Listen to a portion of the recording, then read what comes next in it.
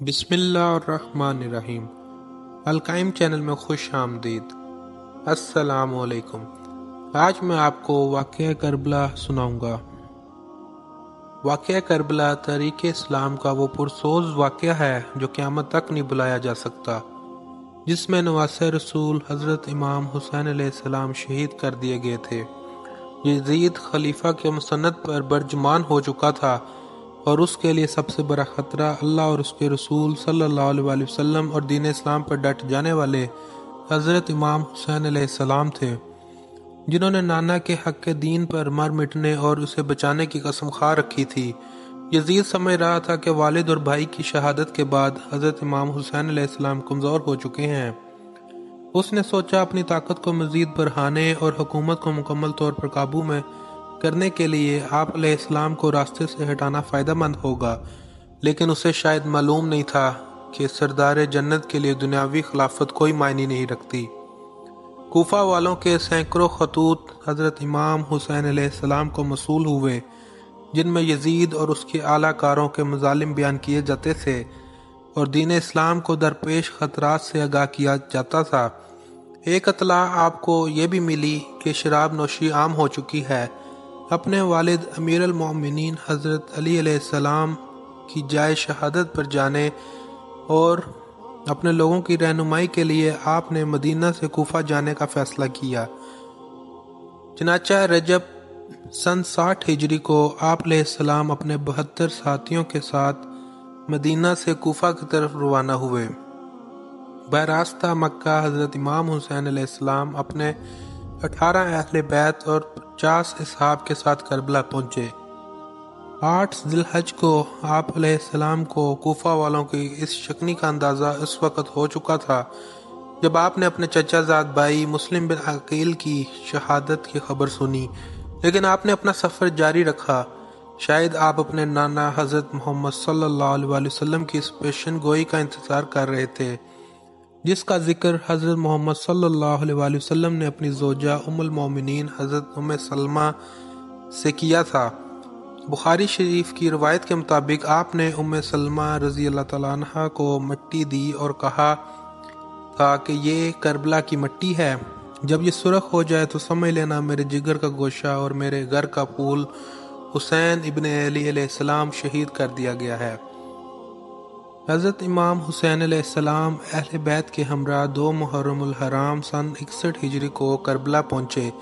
بعض روایات میں آتا ہے کہ جب آپ کی سواری کربلا کے ریگستان میں پہنچی تو آپ کے گھوڑے پر ایک عجیب سی کیفیت طاری تھی، جیسے وہ یہاں سے آپ کو لے کر دور بھاگنا چاہتا ہو۔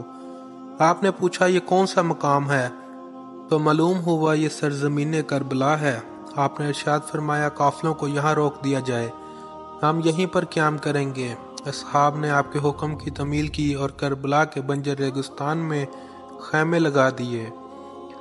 آپ نے آسمان کی طرف دیکھ کر اللہ سے دعا کی، اے اللہ میرے نانا کے دین کی حفاظت فرما اور اسے زندہ اور آباد رکھ۔ آپ کو اطلاع مل چکی تھی کہ آپ کے چچا زاد بھائی حضرت مسلم بن عقیل، جن کو آپ نے اپنا سفیر بنا کر کوفہ بھیجا تھا، وہاں کے حالات معلوم کر کے آپ کو خبر دیں۔ ان کو انتہائی بے دردی کے ساتھ شہید کر دیا گیا ہے۔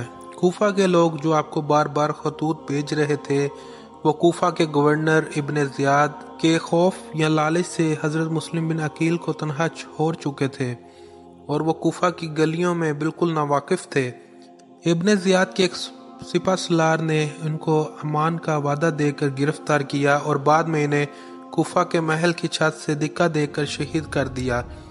اپنے چاچا زاد بھائی کی شہادت کا صدمہ اور کوفہ والوں کی بے وفائی کا افسوس آپ کو آگے بڑھنے پر مجبور کر رہا تھا، اور مقصد اتنا بڑا تھا کہ آپ پیچھے ہٹ نہیں سکتے تھے۔ خیمے لگ چکے تھے اور ترتیب کچھ یوں تھی کہ سب سے پہلے خیمہ حضرت عباس علیہ السلام کا تھا۔ یہ ایک ایسے شہید ہیں جو غازی کہلاتے ہیں۔ حضرت عباس حضرت علی علیہ السلام کی دوسری بیوی ام البنین سے ہیں۔ حضرت عباس علیہ السلام کربلا کے میدان میں حضرت امام حسین علیہ السلام کی فوج کے علمدار تھے۔ یزیدی فوج 3 محرم الحرام کو امام حسین علیہ السلام کی فوج کے راستے میں پڑاؤ ڈال چکی تھی۔ حالات کشیدگی کی طرف جا رہے تھے۔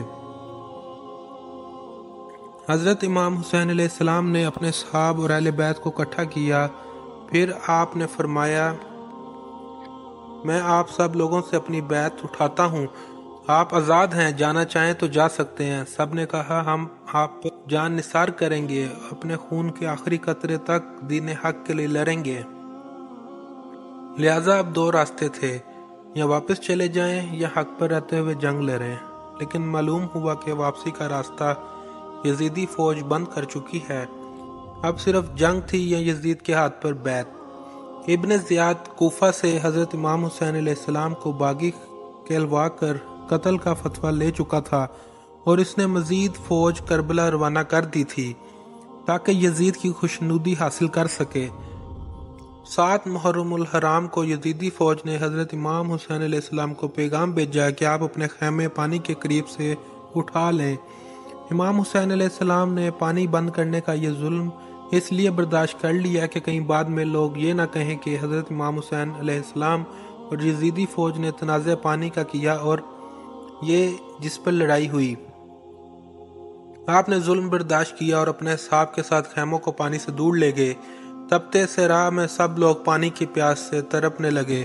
لوگوں نے پانی کا تقاضا کیا، لیکن یزیدی فوج نے امام حسین علیہ السلام پر پانی بند کر دیا۔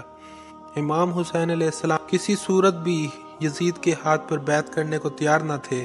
آپ نے فرمایا ہمارا راستہ چھوڑ دو، ہم کوفہ یا کہیں اور چلے جاتے ہیں، لیکن یزیدی فوج کسی بدقسمت جانور کی طرح طاقت کے نشے میں چور تھی۔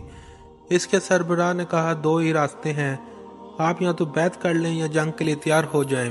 بعض روایات کے مطابق 9 محرم الحرام کو یزید کی فوج میں مزید جنگجو شامل کر دیے گئے تھے جو حضرت امام حسین علیہ السلام کی فوج کے 72 جان نثاروں سے جنگ کرنے کربلا میں آئے تھے۔ 9 محرم الحرام کی رات حضرت امام حسین علیہ السلام کو یقین ہو گیا کہ یزیدی فوج آپ کا خون بہانے کے در پر تھے۔ آپ نے اپنے تمام اصحاب اور اہل بیت کو اکٹھا کیا اور فرمایا آپ میں سے جو جانا چاہے جا سکتا ہے، دشمن اپنے لیے جہنم خریدنا چاہتا ہے۔ میری خواہش ہے کہ میرے نانا کی امت جہنم سے بچ جائے، لیکن وہ ہمارے خون کے پیاسے ہیں۔ روایات میں آتا ہے کہ حضرت امام حسین علیہ السلام نے روشنی مدم کروا دی کہ اگر کوئی جانا چاہے تو چلا جائے۔ کچھ دیر بعد آپ نے اپنے با وفا بھائی اور ساتھی کو کہا عباس روشنی بڑھا دو، یعنی حضرت امام حسین علیہ السلام کو یقین تھا کہ یہ میرا بھائی مجھے تنہا نہیں چھوڑے گا۔ 10 محرم الحرام کو جب سورج طلوع ہوا تو تمام اصحاب اور اہل بیت نے رات جاگ کر گزاری تھی۔ سب لوگ پیاس سے نڈال تھے۔ 7 محرم کی شام کو حضرت امام حسین علیہ السلام کے حکم سے حضرت عباس علیہ السلام چند افراد کے ساتھ یزیدی فوج کو دھکیلتے ہوئے فرات سے پانی کا مشکیزہ بھر کر لائے تھے، لیکن 10 محرم کو فوج کئی گنا بڑھ چکی تھی۔ حضرت امام حسین علیہ السلام کی 4 سالہ بیٹی شہزادی سکینہ سلام اللہ پیاس سے نڈال تھیں۔ انہوں نے اپنے چچا حضرت عباس علیہ السلام سے پانی کا تقاضا کیا۔ حضرت عباس علیہ السلام نے شہزادی بی بی سکینہ سلام اللہ اور حضرت علی اصغر علیہ السلام کے لیے پانی لینے نکلے۔ آپ کے ایک ہاتھ میں علم تھا اور دوسرے ہاتھ میں تلوار تھی۔ آپ نے مشکیزہ اپنی پشت پر لٹکایا اور حضرت امام حسین علیہ السلام کی اجازت سے پانی لینے روانہ ہو گئے۔ یزیدی دشمن گاٹھ لگائے بیٹھے تھے۔ علی زادے کی ہیبت اتنی تھی کہ کوئی سامنے آنے کی جرت نہیں کرتا تھا۔ یزیدی فوج کو پیچھے دھکیلتے اور رونتے ہوئے حضرت عباس علیہ السلام پانی تک پہنچ گئے۔ آپ نے مشکیزہ پانی سے بھرا اور گورے پر اپنے سامنے رکھ لیا۔ حضرت عباس علیہ السلام تیزی سے خیموں کی طرف گورا دورا رہے تھے کہ کسی تیر انداز نے ایک تیر مشکیزے پر مارا جس سے پانی ضائع ہونے لگا۔ اپنی جان کی پرواہ کیے بغیر آپ نے تلوار والا ہاتھ مشکیزے کے پانی کو ضائع ہونے سے بچانے کے لیے استعمال کیا اور پرچم بلند رکھا۔ تلوار ہاتھ میں نہ ہونے کا فائدہ اٹھاتے ہوئے ایک یزیدی سپاہی نے جو درخت کی اور میں چھپا ہوا تھا تلوار سے ایک زوردار وار کیا۔ جس ہاتھ میں علم تھا وہ بازو شہید کر دیا۔ حضرت عباس علیہ السلام نے درد کی شدت کے باوجود علم دوسرے ہاتھ میں تھام لیا۔ چند تیر مشکیزے پر لگے، پانی تیزی کے ساتھ ضائع ہونے لگا۔ اسی اثناء میں آپ کا دوسرا بازو بھی شہید کر دیا گیا۔ علی زادے کو بے دردی سے زخمی کر دیا گیا تھا اور آپ کے دونوں بازو شہید ہو چکے تھے، لیکن آپ ابھی بھی زندہ تھے۔ شاید اسی نسبت سے آپ کو غازی کا لقب دیا جاتا ہے۔ ایک بدبخت نے پیچھے سے آپ کے سر مبارک پر برچھی کی ضرب لگائی اور آپ شہید ہو گئے۔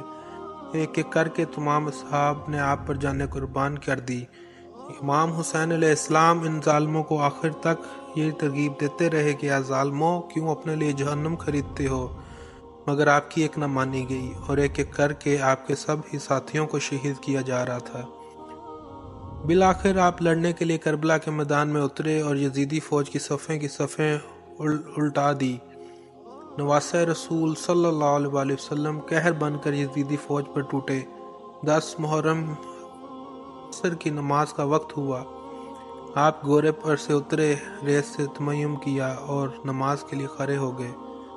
یزیدی فوج کے بزدل سپاہی جو قریب ہی منڈلا رہے تھے اور حملہ کرنے کی جرأت نہیں کرتے تھے، حضرت امام حسین علیہ السلام کے نماز میں مصروف ہونے کی وجہ سے آپ پر حملہ کرنے کی جرأت کر پائے اور چاروں طرف سے آپ پر تیروں کی برسات کر دی۔ نماز میں مصروف ہونے کی وجہ سے حضرت امام حسین علیہ السلام کو تیروں کی تکلیف کا اندازہ نہیں تھا۔ یزیدی کو شاید معلوم نہیں تھا کہ یہ علی زادہ ہے، اور حضرت علی علیہ السلام بھی نماز میں مشغول ہوتے تو اس قدر خدا کی یاد میں ڈوب جاتے کہ تکلیف کا اندازہ نہیں ہوتا تھا۔ جب حضرت امام حسین علیہ السلام سجدے میں گئے تو شیمر لائن نے اپنی تلوار کی ضرب سے آپ کا سر مبارک جسم سے الگ کر دیا اور اس کو نیزے پر بلند کیا۔